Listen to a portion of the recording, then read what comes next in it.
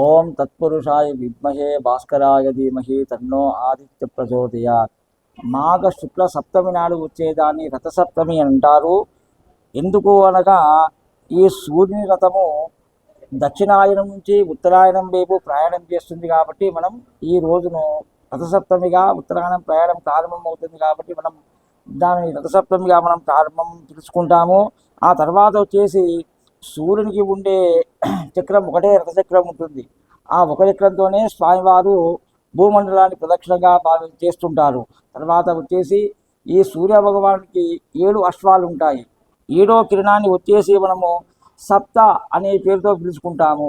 ఆ తర్వాత వచ్చేసి ముందు ఉండే 6 కిరణాలు మనము ఈ 6 ఋతువులుగా భావించి ఈ కాలచక్ర గమనాన్ని మనం నడిపిస్తుంటాడు ఆ సూర్య భగవానుడు. మనకు ప్రత్యక్ష దైవం సూర్యదైవం. మనకు ప్రత్యక్షంగా కనిపించే దేవుడు ఎవరయ్యా అంటే సూర్య భగవానుడు.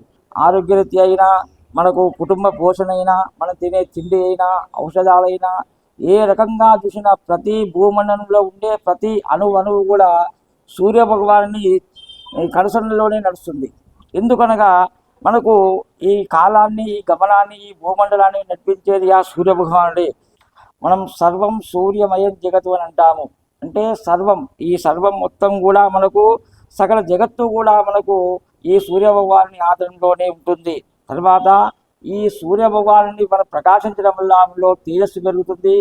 ఆరోగ్యరీత్యా ఉండే సమస్యలు కూడా దూరం అవుతాయి. ఆ తర్వాత వచ్చేసి మనకు మనసులో ఉండే ఎటువంటిదైనా కూడా ఎటువంటి దోషాలైనా తొలగిపోయే అవకాశం ఉంటుంది.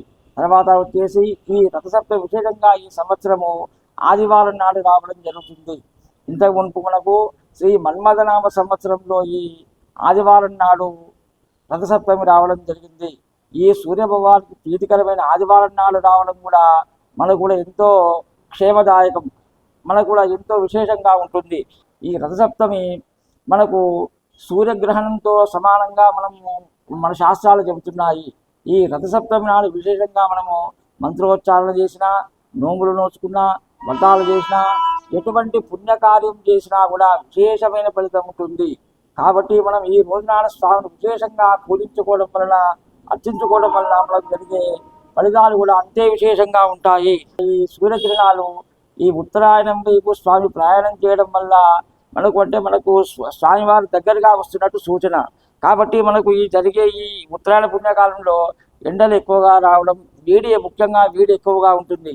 ఎందుకు అనగా ఉత్తరాయణ పుణ్యకాలంలో స్వామి మనకు దగ్గరగా ఉంటున్నాడు కాబట్టి వేడి ఎక్కువగా ఉంటుంది. ఆ తర్వాత వచ్చేసి ఈ వేడి ఎక్కువగా ముఖ్యంగా జిల్లేడు ఆకుల మీద, చిక్కుడాకుల మీద, రేగు పండ్ల మీద, నీటిలో ఈ ప్రభావం వేడి ఎక్కువగా ఉంటుంది. కాబట్టి మనము ఈ రథసప్తమి నాడు కూడా మనము స్నానం చేసే విధానంలో మనకు ఇవన్నీ వివరంగా చెప్పినారు.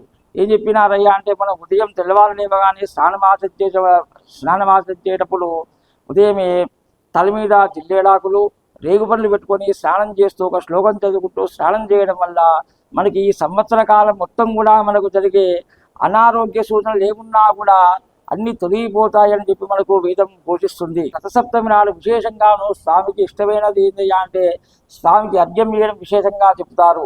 ఆ స్వామి కూడా విశేషంగా అర్ఘ్యాన్ని స్వీకరిస్తాడు. ఆ అర్ఘ్యం కూడా ఏ విధంగా ఇవ్వాలయ్యా అంటే మనం ఉదయమే స్నానం చేసిన తర్వాత స్వామికి సూర్యభగవానుడు పొద్దున వచ్చిన తర్వాత మనం రాగి పాత్రలో లేకుంటే రాగి చెంబులో నీళ్లు తీసుకొని దాంట్లో ఎర్రటి అక్షంతలు, స్వామికి ఇష్టమైన వస్తువులు ఏంటి అంటే ఎర్రటి వస్తువులు స్వామికి ప్రీతికరం కాబట్టి ఎర్రని పూలు, ఎర్రని అక్షంతలు, కొంచెం పసుపు, కొంచెం కుంకుమ, గరిక కూడా వేయవచ్చు. దాంట్లో వేసి స్వామికి ఈ 2 చేతులతో ఈ విధంగా చెమ్ముడు తీసుకొని స్వామికి అంటే మనకు తూర్పు దిక్కు నిలబడి స్వామికి అర్పించాలి. అర్పించిన తర్వాత ఈ వేసే నీళ్లు కూడా మనకు మళ్ళీ కాళ్ళ కిందకు రాకుండా మనము చెట్టులోనో లేకుంటే ముందు మనం ఒక పాత్ర ఉంచుకొని స్వామికి అర్ఘ్యం ఇవ్వాలి. ఇచ్చిన తర్వాత ఆ అర్ఘ్య చెమ్మను కూడా మనం ఆ కిందలో బోర్లించి దాని చుట్టూ కూడా ఒక 3 ప్రదక్షిణాలు చేస్తే మనము సూర్యమండలం చుట్టూ కూడా 3 ప్రదక్షిణాలు చేసే ఫలితం కూడా మనకు వస్తుంది.